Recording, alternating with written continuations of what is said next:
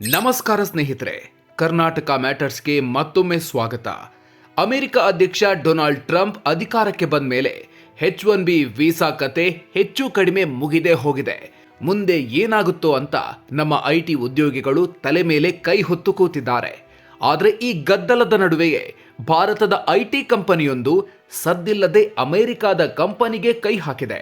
ಹೌದು, ಅಮೆರಿಕ ನಮಗೆ ವೀಸಾ ಕೊಡೋದು ಬಿಡೋದು ಆಮೇಲೆ, ನಾವೇ ನಿಮ್ಮ ಕಂಪನಿಯನ್ನ ಖರೀದಿ ಮಾಡ್ತೀವಿ ಅಂತ ಭಾರತದ ಕಂಪನಿಯೊಂದು ಮುಂದೆ ನುಗ್ಗಿದೆ.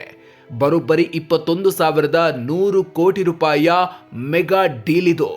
ಏನಿದು ಡೀಲ್? ಯಾವ ಕಂಪನಿ ಯಾರನ್ನ ಖರೀದಿ ಮಾಡ್ತಿದೆ? ಇದರಿಂದ ಭಾರತದ IT ರ್ಯಾಂಕಿಂಗ್ ಪಟ್ಟಿ ಹೇಗೆ ಬದಲಾಗುತ್ತೆ? ಕಂಪನಿಯ ಷೇರು ಬೆಲೆ ಏನಾಗಿದೆ? ಬನ್ನಿ ಇವತ್ತಿನ ವಿಡಿಯೋದಲ್ಲಿ ಈ ಇಂಟ್ರೆಸ್ಟಿಂಗ್ ಸ್ಟೋರಿ ನೋಡೋಣ. ಅದಕ್ಕೂ ಮೊದಲು ನೀವಿನ್ನೂ ನಮ್ಮ ಚಾನಲ್ಗೆ ಸಬ್ಸ್ಕ್ರೈಬ್ ಆಗಿಲ್ಲ ಅಂದ್ರೆ ಈಗಲೇ ಸಬ್ಸ್ಕ್ರೈಬ್ ಆಗಿ ಬೆಲ್ ಐಕಾನ್ ಪ್ರೆಸ್ ಮಾಡಿ. ಅಮೆರಿಕದ ಎನ್ಕೊರಾ ಖರೀದಿಸಿದ ಭಾರತದ ಕೋಫೋರ್ಜ್. ಸ್ನೇಹಿತರೆ, ಇವತ್ತಿನ ಬಿಗ್ ಬ್ರೇಕಿಂಗ್ ನ್ಯೂಸ್ ಏನಂದ್ರೆ, ನೋಯ್ಡಾ ಮೂಲದ ಭಾರತೀಯ IT ಕಂಪನಿ ಕೋಫೋರ್ಜ್ ಅಮೆರಿಕದ ಎನ್ಕೊರಾ ಎಂಬ ಕಂಪನಿಯನ್ನ ಖರೀದಿಸಲು ಒಪ್ಪಂದ ಮಾಡಿಕೊಂಡಿದೆ. ಈ ಡೀಲ್ನ ಮೊತ್ತ ಎಷ್ಟು ಗೊತ್ತಾ? ಬರೋಬ್ಬರಿ $2.35 ಬಿಲಿಯನ್, ಅಂದ್ರೆ ನಮ್ಮ ರೂಪಾಯಿ ಲೆಕ್ಕದಲ್ಲಿ ಸುಮಾರು 21,100 ಕೋಟಿ ರೂಪಾಯಿಗಳು. ಇಲ್ಲಿ ಇಂಟ್ರೆಸ್ಟಿಂಗ್ ವಿಷಯ ಏನಂದ್ರೆ, ಕೋಫೋರ್ಜ್ ಕಂಪನಿ ಈ ಎನ್ಕೊರಾವನ್ನ ಪೂರ್ತಿಯಾಗಿ ನಗದು ಕೊಟ್ಟು ಖರೀದಿ ಮಾಡ್ತಿಲ್ಲ. ಬದಲಿಗೆ ಇದು ಆಲ್ ಸ್ಟಾಕ್ ಡೀಲ್. ಅಂದ್ರೆ ಕೋಫೋರ್ಜ್ ತನ್ನ ಷೇರುಗಳನ್ನ ಎನ್ಕೊರಾ ಮಾಲೀಕರಿಗೆ ನೀಡೋ ಮೂಲಕ ಈ ಕಂಪನಿಯನ್ನ ತನ್ನದಾಗಿಸಿಕೊಳ್ತಾ ಇದೆ. ಏನಿದು ಎನ್ಕೊರಾ? ಯಾಕಿಷ್ಟು ಡಿಮ್ಯಾಂಡ್? ಈಗ ನಿಮಗೆ ಪ್ರಶ್ನೆ ಬರಬಹುದು, ಅಷ್ಟಕ್ಕೂ ಈ ಎನ್ಕೊರಾ ಕಂಪನಿಯಲ್ಲಿ ಅಂಥದ್ದೇನಿದೆ ಅಂತ. ಎನ್ಕೊರಾ ಅನ್ನೋದು ಅಮೆರಿಕ ಮೂಲದ ಡಿಜಿಟಲ್ ಇಂಜಿನಿಯರಿಂಗ್ ಕಂಪನಿ. ಇವರ ಹತ್ತಿರ AI ಅಂದ್ರೆ ಕೃತಕ ಬುದ್ಧಿಮತ್ತೆಯ ಅಪಾರ ಜ್ಞಾನ ಇದೆ. ಕ್ಲೌಡ್ ಕಂಪ್ಯೂಟಿಂಗ್ ಮತ್ತು ಡೇಟಾ ಇಂಜಿನಿಯರಿಂಗ್ನಲ್ಲಿ ಇವರು ಎಕ್ಸ್ಪರ್ಟ್ಸ್. ಮುಖ್ಯವಾಗಿ ಲ್ಯಾಟಿನ್ ಅಮೆರಿಕ ಮತ್ತು ಅಮೆರಿಕದ ಪಶ್ಚಿಮ ಭಾಗದಲ್ಲಿ ಇವರ ನೆಟ್ವರ್ಕ್ ತುಂಬಾ ಸ್ಟ್ರಾಂಗ್ ಇದೆ. ಅಲ್ಲಿ ಸುಮಾರು 3,100ಕ್ಕೂ ಹೆಚ್ಚು ಉದ್ಯೋಗಿಗಳು ಕೆಲಸ ಮಾಡ್ತಿದ್ದಾರೆ.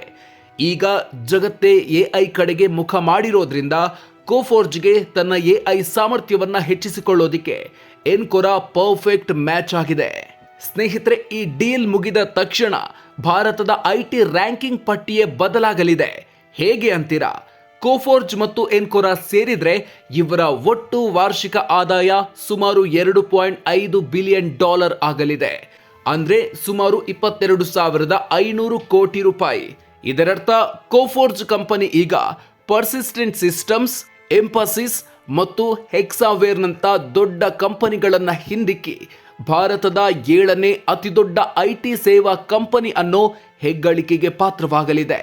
ಈ ಮೂಲಕ TCS, ಇನ್ಫೋಸಿಸ್, ವಿಪ್ರೋ, HCL ನಂತ ದಿಗ್ಗಜರ ಸಾಲಿಗೆ ಈಗ ಕೋಫೋರ್ಜ್ ವೇಗವಾಗಿ ಹೆಜ್ಜೆ ಹಾಕ್ತಿದೆ. ಆದ್ರೆ ಕಂಪನಿ ದಾಪುಗಾಲು ಇಡ್ತಾ ಇದ್ರು ಹೂಡಿಕೆದಾರರಿಗೆ ಯಾಕೋ ಈ ಡೀಲ್ ತೃಪ್ತಿ ತಂದಿಲ್ಲ.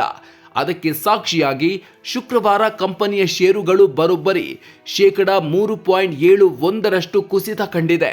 ಈ ಮೂಲಕ ಕೋಫೋರ್ಜ್ ಷೇರು 1,673.30 ರೂಪಾಯಿಗೆ ಇಳಿಕೆ ಕಂಡಿದೆ. ಹಾಗೆ ನೋಡಿದ್ರೆ ಈ ಡೀಲ್ನ ಮಾತುಕತೆಗಳು ಶುರುವಾದ ದಿನದಿಂದಲೇ ಕಂಪನಿಯ ಷೇರುಗಳು ಇಳಿಕೆಯ ಹಾದಿಯಲ್ಲಿವೆ. ಕಳೆದ 1 ತಿಂಗಳಲ್ಲಿ ಷೇರು 10%ಕ್ಕೂ ಹೆಚ್ಚು ಕುಸಿತ ಕಂಡಿರೋದೇ ಇದಕ್ಕೆ ಸಾಕ್ಷಿ. ಇನ್ನೊಂದು ಮುಖ್ಯ ವಿಷಯ ಅಂದ್ರೆ, ಈ ಡೀಲ್ ಏನೋ ಚೆನ್ನಾಗಿದೆ, ಆದ್ರೆ ಎನ್ಕೊರಾ ಕಂಪನಿ ಮೇಲೆ ಈಗಾಗಲೇ ಸಾಲ ಇದೆ.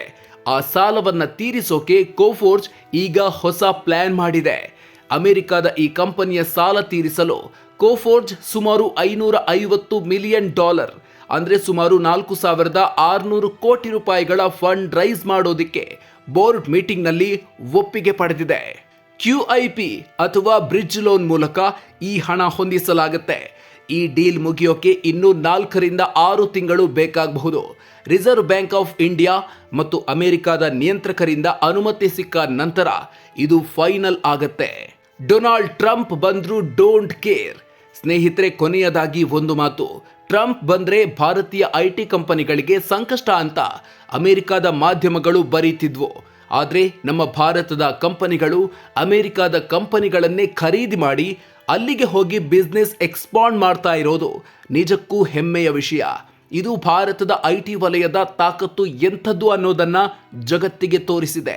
ಈ ಡೀಲಿಂದ ಕೋಫೋರ್ಜ್ ಷೇರುಗಳು ಲಾಭ ಗಳಿಸುವ ನಿರೀಕ್ಷೆ ಇದೆ.